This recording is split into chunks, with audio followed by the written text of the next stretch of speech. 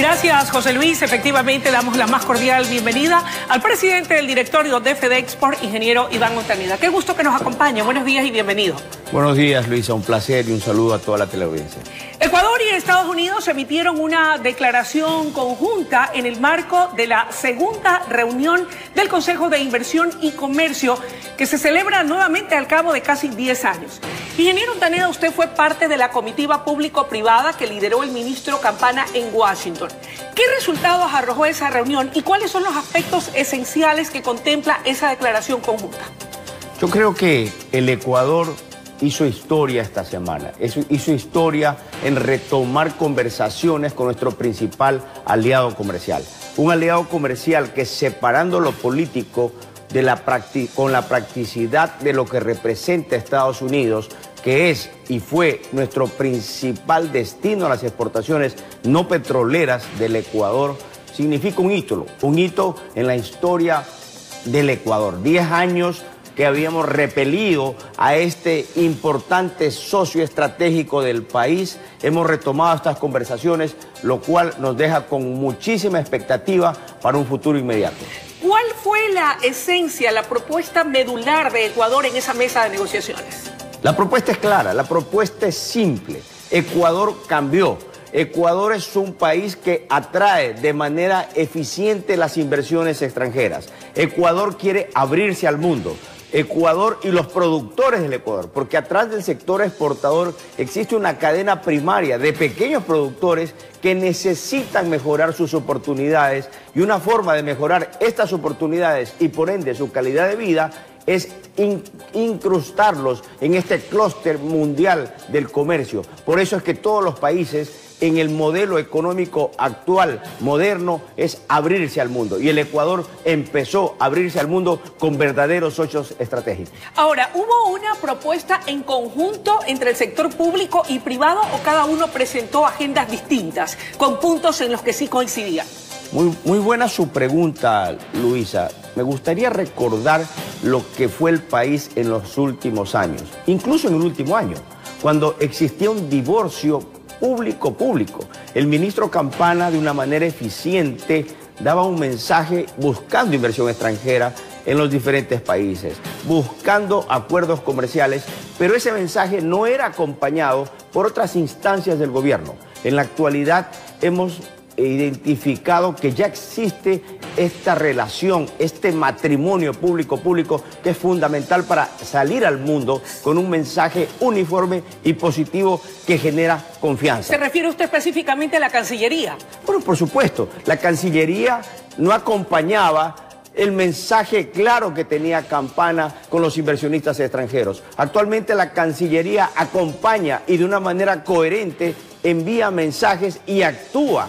Es lo más importante, hablar, ser y parecer. Yo creo que en este momento ya el gobierno ha entendido la importancia que tienen las exportaciones para el Ecuador. Somos el sector llamado a sostener y a mantener la dolarización. Y por eso nosotros, desde el sector exportador, hemos pedido herramientas. Y una de estas herramientas son acuerdos comerciales que beneficien al país y que generen más exportaciones y más divisas, que es lo que el Ecuador requiere en los actuales momentos. En esta reunión que tuvieron en Washington, ¿cuál fue la receptividad que tuvo Estados Unidos al mensaje del Ecuador? Usted estuvo presente. ¿Cómo percibió el ambiente?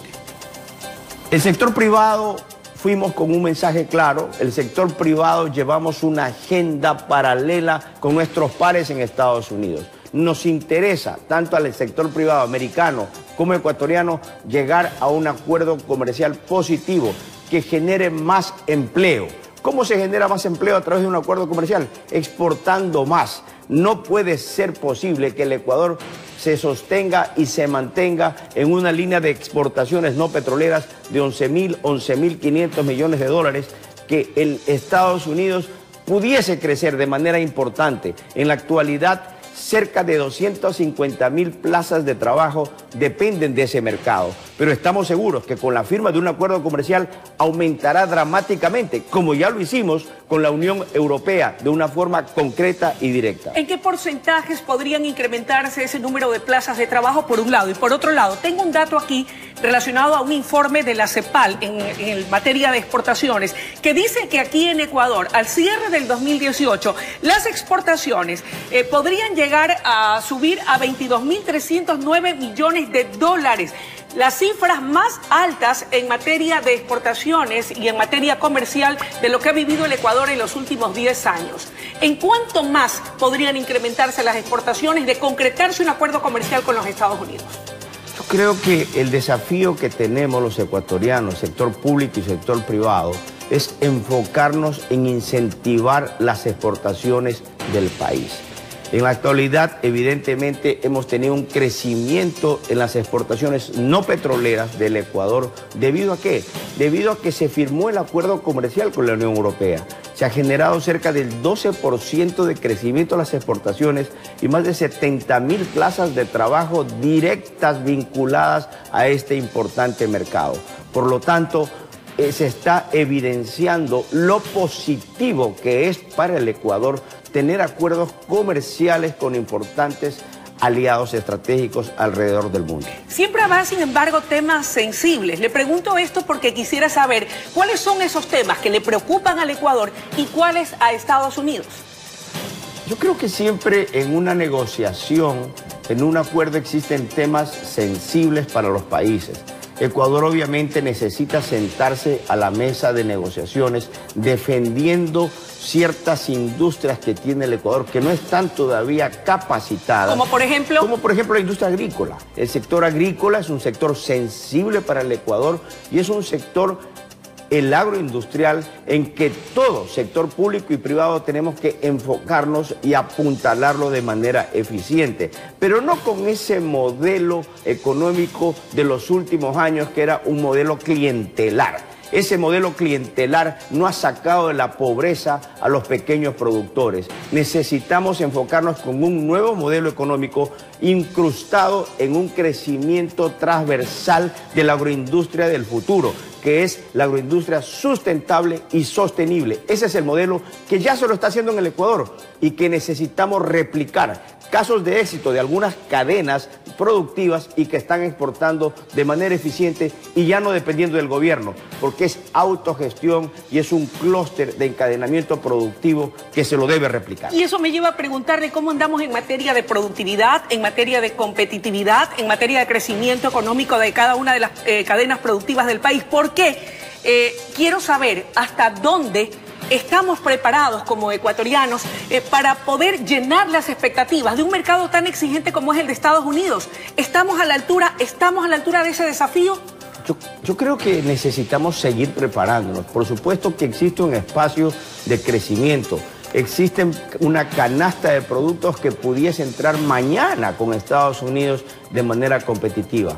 Pero la palabra competitividad es fundamental. El gobierno ha hecho cosas positivas, tenemos una ley de incentivo, una ley de inversión que genera tranquilidad y confianza, que es lo que el empresario, tanto ecuatoriano como extranjero, requiere en cualquier país del mundo para invertir y generar empleo. Esa confianza, creo yo, ese trazado de cancha ya lo tiene actualmente el Ecuador. Sin embargo, en el tema de competitividad sí existe una materia pendiente y en eso estamos trabajando en la actualidad, sector público y sector privado. ¿Cuál es la materia pendiente? La competitividad está ligada a la productividad.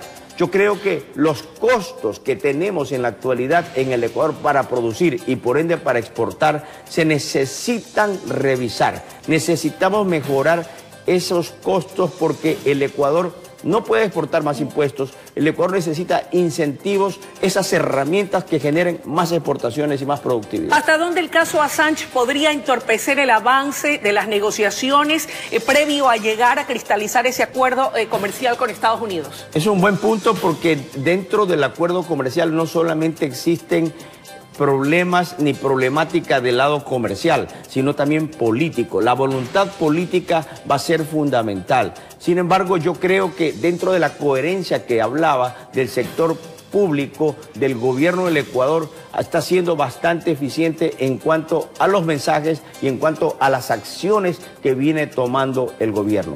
Yo creo que ese tipo de actitud y ese tipo de accionar que lo estamos viendo ahora en el Ecuador está siendo visto con muy buenos ojos. Sin embargo, hablaba con usted, no es fácil de la noche a la mañana cambiar ese mensaje, se nos ve con un poco de escepticismo. Sin embargo, yo creo que si continuamos con unos mensajes y acciones coherentes, podremos aterrizar en un buen puerto. El tiempo de la entrevista ha concluido. ¿Para cuándo quedó prevista la próxima reunión? Entiendo que es el 2019 en Quito. ¿Fecha definida y agenda definida? No tenemos una fecha definida para el 2019, sin embargo, la agenda la estamos construyendo todavía en la actualidad. Okay. Es importante resaltar la receptividad que tuvimos en Estados Unidos. Bien. Y por eso seguimos adelante. Gracias, Luisa. Muchísimas gracias, amables televidentes. Ha sido la intervención del ingeniero Iván Ontaneda, presidente del directorio de la Federación Ecuatoriana de Exportadores. Es momento de ir a una breve pausa y enseguida regresamos con mucho más